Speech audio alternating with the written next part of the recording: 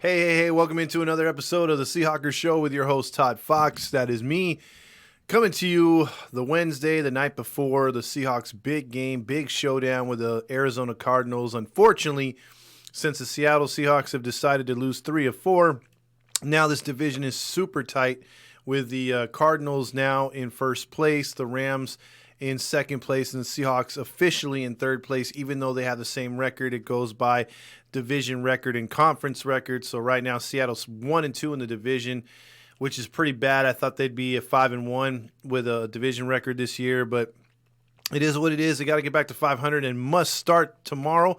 It's a short turnaround. This is a crucial game. I can't explain how crucial this game is. I can't say it enough. Arizona comes into this one fresh off a Hail Mary lucky Aaron Rodgers type throw from Kyler Murray against the Bills. But before we get into the breakdown, I'll show you what they need to do and what they need to stop, as in the Seahawks stopping the Cardinals, and what the Seahawks need to do to open the game up and the keys to the game. So before I get into that real quick, like and subscribe to the page. I'm trying to grow this thing. Comments are always welcome. I love the criticism, whether I'm doing good or doing bad. And hopefully you enjoy this and can share this to other 12s. Now, with that being said, the injury report looks a little bit better for the Seahawks, but we still won't be playing with Shaq Griffin. Adams is going to play through the pain. We won't have Dunbar in this game. Chris Carson was practicing today, and so was Carlos Hyde. So Carlos Hyde does look like the featured back in this game. Carson is a maybe to play, and they both played in that first game and played very well. The defense was what was suspect, and also the fourth quarter turnovers by Russell Wilson that cost him that game. If you remember, Seattle loses that game in overtime to the Arizona Cardinals, a very, very tough loss in the Valley of the Sun. So Seattle needs to not repeat that. They do not need to create more turnovers. Because what it comes down to, people, is that the 3 losses the Seahawks have, 10 turnovers in those games by Russell Wilson by himself. So we know that he threw those 2 bad interceptions in the fourth quarter and in overtime against the Cardinals, which cost him the game. We also know that he had 4 turnovers against freaking the Buffalo Bills, and then last week against the Rams, 2 bad interceptions that just put the game completely in the favor of the Rams. So let's get on with it. Seahawks and the Cardinals. Thursday night football. Let's show you what the Cardinals do good and what they do bad. So let's start with some of the good. He was able to get there. This is last week against the Bills. Into the pocket. Again for Edmonds. Breaks through. Edmonds with a spin into Buffalo.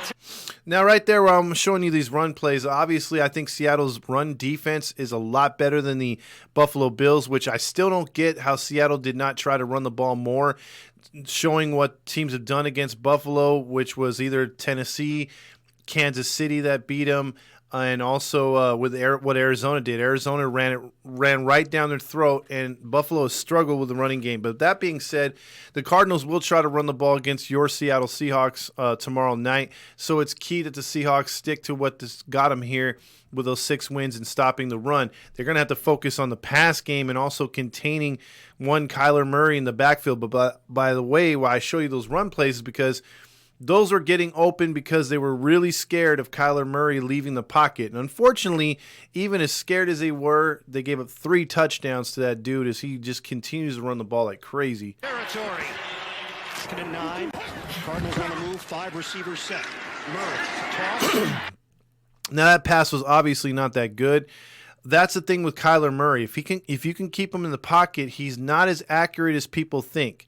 He does throw behind receivers. He throws over receivers. Now, we could say the same thing about Russell Wilson in the last 4 weeks, because earlier in the year when everyone thinking he was going to be the MVP candidate and the Seahawks were 5-0 and everyone was ignoring the warts on the football team, Russell Wilson was putting the ball in pinpoint accuracy position for receivers to catch. The last few weeks, he's overthrown a receiver or 2 by a yard or 2, or he's freaking underthrew a receiver, or, like I pointed out in the last video, Olsen having to grab a catch that if it's in his breadbasket, he's got a long way to run, but he has to make a fingertip catch to save the play. It was just a poor throw. Russell has not been accurate. I think a lot of it has to come down to no running game, and the pressure of having the entire team, or he's feeling the weight of the entire team on his back. Like, they have to score every drive, and that you shouldn't have to. I mean, you want to theoretically, but it's never going to happen that you're going to score in every drive unless you play a really, really bad team. So Seattle, they need to come up confidence-wise on defense to give Russell take a little more pressure off his back. So that could be throwing the errant passes his way. But look, Kyler Murray, I'm trying to break down the Cardinals. I'm sorry, I'm going off on a rant.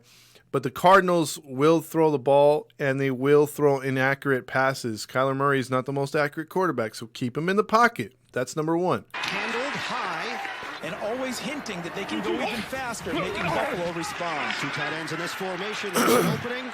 Set it down. See, those run plays were just overcommits. Now watch this play right here. For Arizona to open up. And they spread them out again now to see the potential blitz. On the draw. Same thing. The drive. Tempo going at a faster pace on this drive. Fake to give. Murray, stop and toss. And it's on target to DeAndre. Now right there, he's on target with a nice pass out of a play action. That's kind of scary. If he rolls out and finds time like that to throw, no blitzer in his face. And remember, Kyler Murray's an inch or so shorter than Russell Wilson. It's harder for him to see over the offensive lineman. When he gets out of the pocket, or the pocket can open up enough to where he could see downfield, he is dangerous. I won't say he's not. He is a really good quarterback. But the fact is, if you keep him behind the offensive lineman and they're being pushed back at him, or they're keeping him in the pocket, he panics, and also he can't see over the line, and he throws errant passes. He threw a couple picks to the Seahawks when they last played. Rushing yards this season. This is a 3rd and 8. Trying to convert. Murray hits his man. They take what they can give you. And I'm right here on 3rd and 5. Check this play out right here. Will go empty here. Shotgun for Murray. Murray sensing the pressure. Spins out of it. Murray looks. Arizona. Now, even though he didn't get the first down, he played that play so really well that he bought himself more time. He still made a negative play into a positive play. And watch, here's more Kyler Murray. Looking for a rhythm here on offense. Play action. Murray's got a clean pocket. Dump off to Drake. That's all day. That's the thing you're always concerned about when you blitz him. 1, they've got it, and then some. Kenyon Drake. That play cannot work. I'm telling you right now. If that play works for Kenyon Drake and the rest of the Cardinals, and they're able to chunk off 5 to 6 to 7 yards of carry against this Seahawks defense, that's going to be a long day, because then Kyler Murray will be able to use that play action, utilize it, roll out, all kinds of stuff, and just there's going to be wide open tight ends and receivers all freaking day. So let's hope that doesn't happen, number one. Off his speed. And also watch number 49, Tremaine Edmonds, number 40. Now watch at the end of this play right here, number 57 right there. Now he's going to get slowed down right here, but look at how he holds the ball. This is my one knock on Kyler Murray, as far as, you know, his height and all that other stuff. But this is the one knock that I have to say. If I'm a coach, I'm yelling at him every time he goes to the sideline. If you're going to scramble like this, why is he holding the ball so carelessly? Now 57 is going to come in here, and you're going to see he's going to take a really good swipe and just miss it. Kyler Murray is susceptible to the fumble. He will fumble the ball, just like Jared Goff. They have small hands, and they don't hold on to it very well. I don't know why he's holding it like that, but watch right here how close he comes to a fumble. Look at him in open field, and his just missed it, dude. Force Murray to watch right here. To try and make the cut. Right there. Just missed it. If you can get to Murray, he will fumble. I'm telling you, he will fumble. But here's more of his escapability. Might also hard count you. Nope. They're going to do it. Murray. They got it. Dan Arnold. After first. And the reason why I showed you that was a 4th and 5. I'm sorry. They will go for it. Okay? Again, what chaps my ass and what grinds my gears is last week Seattle had a 4th and literally 2 inches and didn't go for it. The Rams went for it and wasted 2.5 more minutes of clock. If you're aggressive, you win ball games. If you're not aggressive, you lose them. And right there, that was a 4th and 5, and they were down 7 points. So it's not like they're getting skunked, but they went for it and got it, and looked pretty easy because they spread people out. So I don't see why Seattle doesn't do that more often. I don't see why Pete has to be conservative at all. I just don't like it. Touchdowns or big plays. Murray has 16 touchdowns through the air, 8 on the ground. This is Chase Edmonds. Did you hear that, people? In 10 weeks, he has 8 touchdowns on the ground, 8 through the air. He's a dual threat. Now watch, here's 3rd and 13, man. They have no business in picking this up. See if he matches up with Tre'Davious White. They go to him anyway. 12th play of the drive. Murray pumped. Murray to run. Murray gets to the... You see how fast he is? Murray again. The reason why I showed that, let's see that again. Murray to run. Murray gets to the... If you put people in his face, Murray can throw interceptions. The play before this, he almost threw it through the same pass. Did not see the defender right there. He should have been picked on consecutive plays. Look at this right here. Throws it right into the dude's chest. Murray again. Or hands. A pick on his record Now here's his escapability right here. This is how fast this dude is. today. Cardinals take over. Fake it. Murray. Oh, the speed from Murray. Down the sideline, Murray. If you do not contain him, he will do that all day, and he will do this crap. This was his 9th touchdown. Recognized the blitz. He got rid of it quickly for the one-on-one. Here's Murray. To the end zone. Touchdown. Right there, the Bills' defense was gashed. They didn't know who to cover. They didn't know who to wrap up the running back. And when you have too many guys over-committing to the running back, he just takes off with it. And he's so damn fast. I think he's way faster than Lamar Jackson. I think the dude has just got way too much speed. And he's definitely faster than Wilson was, even in his prime. Now here's the Seahawks Cardinals from a few weeks prior. This is their opening drive, and this is what pissed me off because the last 3 losses that they had basically, or 2 losses, or yeah, actually 3 losses. The first drives weren't all that bad, and this is another one where it starts off really good. On first play of scrimmage. This is what Seattle. Now, Lockett also is a game-time decision. He has a twisted knee, so we'll have to see what happens there. But this is Lockett on the first freaking play of the game. And I tried telling people, this is Lockett on Peterson. Peterson is like another like Jalen Ramsey type player where everyone like bows down to him for some reason. Schottenheimer did last week with Metcalf, with Ramsey. He shouldn't have did that. He should just went after him, dude. Tell Russell to throw more. Just have confidence. And right here, he had confidence in beating Peterson right here. And it's the first play of the game, literally. And look what happens. Spectacular catch. Play from scrimmage sees Metcalf go into the slot to the right side. Keep an eye on number 14 tonight. He is tremendous. Wilson has protection. Wilson's going deep and reaching for it and making the one-handed grab is Tyler Lockett. He had like 200 yards receiving this game. And Metcalf had like, I think it was like close to 100 or something like that. So they had a really good offensive game plan, but obviously, if Lockett's healthy, you got to get him involved. He was not involved much in last week's loss. On the 41, Wilson off the fake, bootleg throws. That's complete. Trying to pick up the first down and doing so. And please get the ball to the tight ends because I think they can exploit the Cardinals again. They were not catching up to Disley, to Hollister, or Olsen in this game. They got to get the tight ends involved. Is Jacob Hollister. He let him do his thing, and that's exactly what he has done this year. He starts the game 4 for 4 for 62. He hands the ball off here. Carson will take the ball inside the 5 and set up. And obviously, if they have Carson or Hyde back, please run the ball more. Please trust the run game to open up the pass game. Please try to take some time off the clock, and please try to let the defense rest and adjust to whatever the Cardinals are doing. Stop putting them out there so goddamn fast with 3 and outs or scoring really fast. I mean, scoring's great and all, but if you score too fast, you're burning your defense too. So let's get some prolonged drives going. 11th season watching his team try to finish off this early drive. And Wilson will loft it for an easy touchdown to Tyler Lockett. And that's the way this one starts. Who comes in place of Allen, 3rd down and 10 now. Wilson with a deep and get to this guy. Throws, and that's caught. And trying to get the first down and getting it is DK Metcalf. So Metcalf takes a 6-yard catch and turns it into a 15. That's what he can do. Get the ball to freaking Metcalf in this game. Yeah, in Wilson's career, it's basically been a hodgepodge up front. And to Moore. Toss here. First down for David Moore and a lot more. Still on his feet, surrounded by about 5 Cardinals, and they finally get him. Goes to a wing on the right. Runs a crossing pattern. Wilson looks there. And don't and throw the ball away. The reason why I'm showing that. Escapes a sack and then fires it out. My point exactly. It's like, Throw the ball away. Avoid the sack. Do not take stupid-ass sacks. That's what Wilson's been doing. And by all means, if you got the running lane, do this. We're not going to talk about that. Meanwhile, he's off to the races here, and Russell Wilson takes it to midfield. Carlos Hyde is in. Damian Lewis is in the tent as he walked off the field with some help.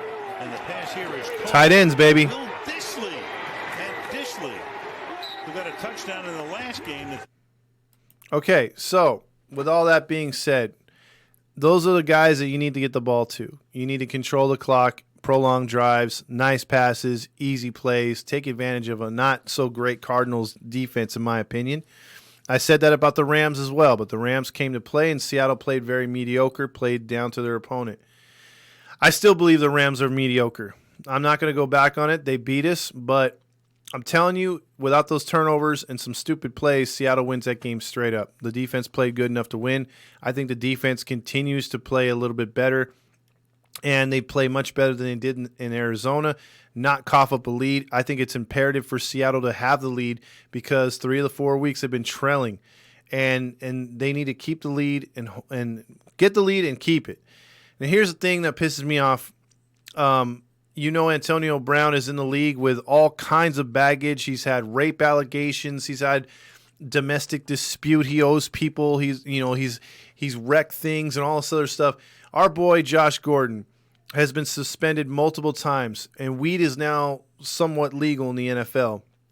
And our boy Josh Gordon, who we picked up, is still on the suspended list. We're 11 goddamn weeks into the season, and we still don't have Josh Gordon yet. Antonio Brown, with all that baggage and pending lawsuits and him just destroying a TV in the locker room just the other day, gets to play football. Tell me that's not fair, okay? Tell me that Tom Brady doesn't get another hookup from the NFL when Josh Gordon could be helping the Seahawks out. But that's irrelevant to me right now because I wish Josh Gordon could play defense because maybe it could help our corner situation. Look, what it comes down to in this game is the Cardinals are known for blitzing just like the Pittsburgh Steelers.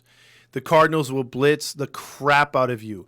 They will line up 9 guys on the line and then fade back 5 and only rush 4, but you don't know which 4 are coming. And you got to hopefully adjust fast enough to block, to pick up the blocking. Or they'll just all come at you at once and trust their corners to bump and run your receivers to make errant throws and all this other stuff. So Cardinals are very tactful at that, whether they're home or away. That's something to watch. And they beat us up in Seattle. The team that's not done the most damage isn't our greatest rival in this division, being the Niners, against us. It's been the freaking Cardinals and Rams who have beaten us. Like I said, 9 out of 14 we've lost to the Rams. We've lost, I think, 3 out of 4 at home to the Cardinals over the last 4 years. So this has got to stop. Seattle needs this victory really bad. So defensively, like I said, you got to hunker down and keep Murray in the pocket. Make him throw over his linemen. Don't give him lanes to run. They will make opportunities for him to run. He will get his at some point, but you don't want him getting close to 100 yards because then you're in trouble. So Seattle, keep this fool in the freaking pocket, and as far as offensively, get some prolonged drives going, and just try to hold up against that. If they're able to pick up on these blitzes and exotic coverages that the Cardinals will show you, Seattle will torch them. But if they fall into prey and they fall behind, become one-dimensional, they won't be able to exploit that bad Cardinal defense against the run. And Seattle must run the game, so change it up, Schottenheimer. We need a little more running this week. My prediction, I'm still going to go with the Seahawks to win this game 26-21. I believe both teams are coming into this game banged up and tired, but I think Seattle's going to need this one a lot more than the Cardinals, and I think their defense continues to flourish a little bit and makes a couple turnovers for Seattle to help them get the victory. So that's my pick. Let me know if you agree or disagree. That was a mouthful. Go Hawks, and hopefully I have a really good recap video to show you on Friday of Seattle doing Seattle good things instead of Seattle bad things. So With all that being said, please like and subscribe. Go Hawks.